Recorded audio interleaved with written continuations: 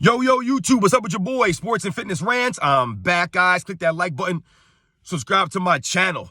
So, guys, as it pertains to Michael Jordan, I want to talk about something that I feel like we gloss over. A lot of people try to gloss over Michael Jordan when it comes to him having no weaknesses. In my opinion, guys, Michael Jordan could do anything on the basketball court at any time. Anything. He had zero weaknesses, guys. To me, Michael Jordan is the only player in NBA history that can make that claim. He has zero weaknesses. Zero.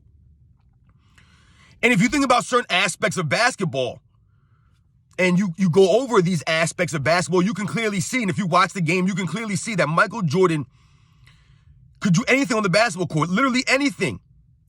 And he had no weakness. There was never an area that you could force him to, because that was the thing, guys. You often heard Michael Jordan talk about weaknesses, right? Quote unquote weaknesses, and how if people perceive something as a weakness of him, of his game, that he would work on that weakness until it became a strength. And you think about teams like the Detroit Pistons and the Jordan rules and some of the things that they would emphasize, pushing Michael Jordan to certain places on the court, making him drive left, making him finish with his left hand, or making him turn over his left shoulder, or things of this and that. Michael Jordan would use that to get better, right? To work on those, so-called weaknesses to become strengths. And by the 90s, Michael Jordan had no weaknesses. He was the only player, like I said, in my estimation, to come in the league and eventually evolve to have no weaknesses, right? Anything that you thought was a weakness when he first came in the NBA, those first 2-3 years in the league, became strengths of his, right? People talk about his shooting ability. He became a knockdown clutch shooter, right? Maybe his handle wasn't that great when he first came in. He worked on that, right? Michael Jordan didn't turn the ball over a lot because he controlled the ball very well, right? People say that he wasn't a winner when he first came in the league. He became the greatest winner of his era. So any of the weaknesses that people thought he had when he first came in, Michael Jordan erased all those weaknesses once he got into the 90s. Once he was in the league 5 or 6 years, that was it. It was a thing of the past. You couldn't push him this way or force him to do this or make him play this way. He could do anything. So when we think about Michael Jordan on the offensive end, let's say, for example, guys, right? We'll talk about the offensive game of Michael Jordan. Once again, there's no weakness in his game. Oftentimes you'll hear people mention three-point shooting as if that's a weakness of Michael Jordan's game. And three-point shooting is a niche aspect of the NBA, guys. Let's just talk about shooting in general. Don't tell me about this three-point shooting. Because even if you guys want to talk about three-point shooting, I believe Michael Jordan in the 1992 NBA Finals set the record for most three-pointers in a half. I could be wrong, but I'm pretty sure he did that.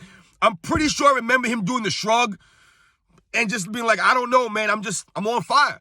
I don't remember anybody else doing that. I remember Michael Jordan doing it. I don't remember Steph Curry doing that in the NBA Finals, right? The greatest shooter people will tell you of all time. I don't even remember Larry Bird doing that.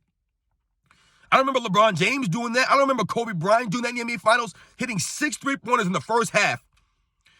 After people, thought that was his weakness. Let Michael Jordan, they would let him shoot those threes. And they made that fatal mistake in game 1. They didn't do that again. But when we talk about shooting, let's talk about shooting in general. Like I said, when Michael Jordan first came in the league, he was a decent jump shooter. He just didn't have the touch yet. If you look at Michael Jordan's first 3-4 years in the league, right? His jump shot was a lot more line drive-ish, right? More of a straight line. And he would hit the rim a lot more in his shots. They would rattle in a lot of times, or they would bang in off the back iron, things like that. But as he evolved, like I said, into that early 90s, 90, 91, 92, if you look at Michael Jordan's jump shot, it turned into more of an arcing jump shot, had more of a touch on it, right? Go back and watch the film, guys. I'm not lying about that. He worked on the jump shot. He worked on his craft. So when it came to shooting, eventually, Michael Jordan is the greatest perimeter shooter in the history of the NBA. I don't care what you guys say. There's nobody I want taking a shot at the end of a game over Michael Jordan. It's just that simple, guys. Just that simple. So he turned to an excellent perimeter jump shooter, probably the greatest mid-range jump shooter in the history of the NBA, guys. The stats are there to back it up, man. All right, I'm not just saying this stuff, because it's my opinion. It's a fact. Michael Jordan's fadeaway jump shot is one of the most unstoppable moves in NBA history. Don't talk to me about the Kareem Skyhook, man. Get out of here with that nonsense, man. Michael Jordan's turnaround fadeaway jumper is the move. It's the move, dude. You guys know that. Look how many people emulate that move to this day. But Michael Jordan was a thing of beauty. So that's shooting, right? When we talk about, his post-up game, right? We're talking about the offensive end right now, guys, right? We're talking about his post-up game. Michael Jordan's post-up game was ridiculous. One of the greatest post-up shooting, probably the greatest post-up shooting guard of all time. I mean, my goodness, the Bulls in the postseason, see, I think you guys gotta remember, but during the regular season, they didn't utilize Michael Jordan's post-up game as much, as frequently. They would save that for the postseason. They would run their offense through Michael Jordan in the post regularly in the postseason, guys. Go back and watch the games. That's how they ran the triangle offense, through Michael Jordan in the post, not their center or their power forward, not Scottie Pippen or Horace Grant or Bill Cartwright or any of these guys. They ran their offense through Michael Jordan in the post consistently in the postseason because he was the greatest post player in the NBA, guys. He was. It's just the way it was, guys. These are not opinions. These are facts. I'm telling you. When you look at Michael Jordan, his handle on the offensive end, right? Just dribbling the basketball, his ability to hold on to the ball, not turn the ball over at a high clip. When we think about Michael Jordan, guys, and you think about the usage rate, right? That's how many times a player impacts, the team on offense, right? How many times a ball's in there, how many times they touch the ball, usage rate. Michael Jordan has the highest usage rate in NBA history, yet he's not even in the top 30 in turnovers. He's the only player that can say that.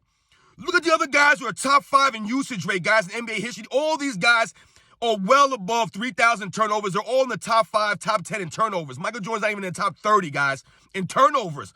And he's going to continue to drop down on that list because of the new generation guys and these guys who are turning the ball over a lot. I'm going to pass up Michael Jordan.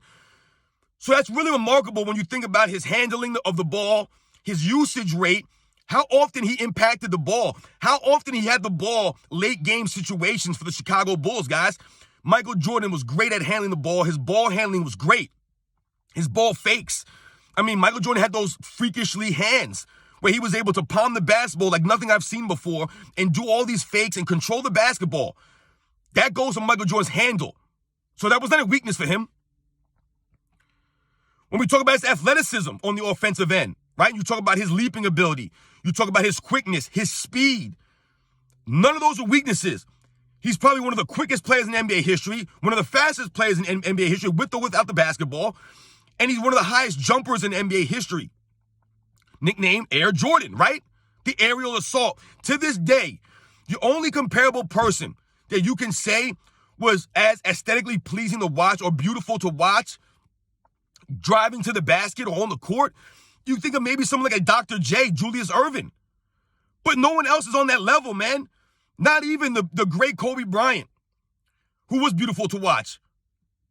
When you talk about aesthetics and Michael Jordan on the offensive end, the aerial assault, nobody had the artistry of Michael Jordan, guys, right? So that wasn't a weakness. When you talk about his playmaking ability on the offensive end, to me, guys, Michael Jordan's one of the greatest playmakers of all time. He's up there with guys like Magic. I'm not talking about passing, guys. I'm talking about playmaking. Passing and playmaking are not the same things, guys. And I did a video about that.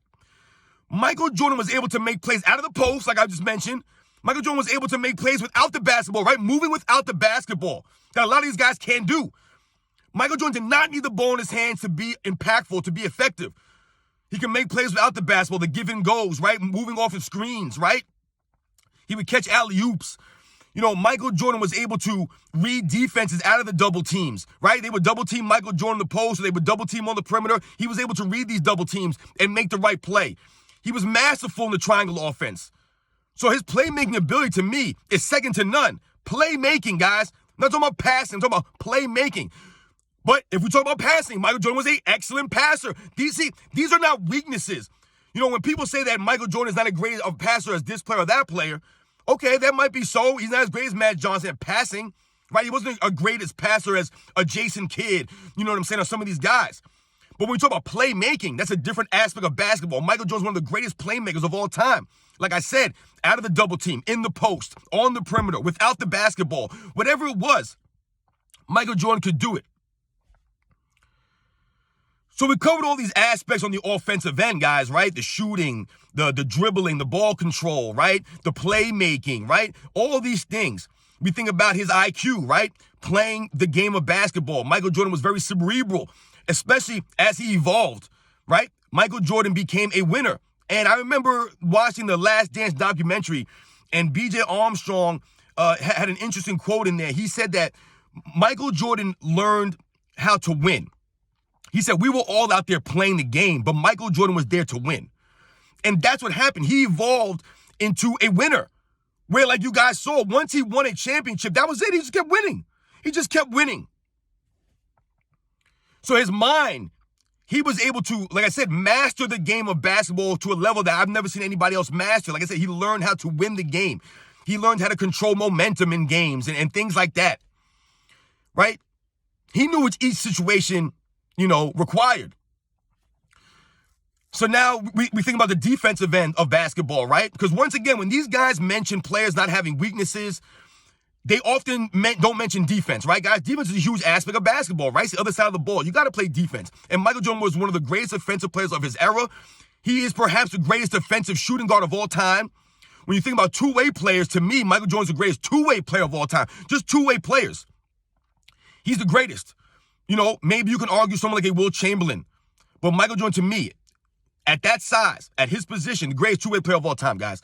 So when you think about defense, Michael Jordan had a great perimeter defense. Michael Jordan was a great help defender. Michael Jordan was great in the passing lanes, led the league in steals several times while leading the league in scoring, while being first team all defense 9 times, right? I mean, listen, we all know about Michael Jordan's defense, guys.